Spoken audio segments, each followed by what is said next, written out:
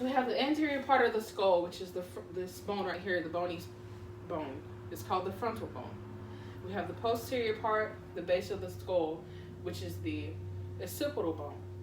Then we have the middle part of the skull, which is the parietal bone. And then we have this bone here that outlines the cheeks, which is the zygomatic bones. Then we have the bone from the superior part of the nose to the superior part of the mouth here, which is the maxilla.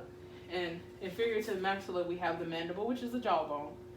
From the mandible, we have the clavicle, which is the collarbone.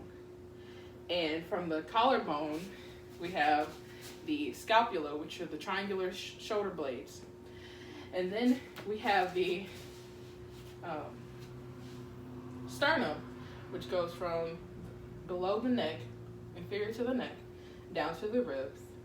And then we have, in both arms, we have the humerus that goes from the shoulder bone to the elbow. And then the thumb side of the arm, we have the radius. The pinky side, or the inferior part of the arm, we have the ulna. And then here we have the phalanges. And then down to the hips, we have the os coxa or os coxa. And then we have the thigh bone, which is the femur. And below the femur is the patella. The patella is inferior to the femur. And then the front part of the bone, we have two bones in the lower leg.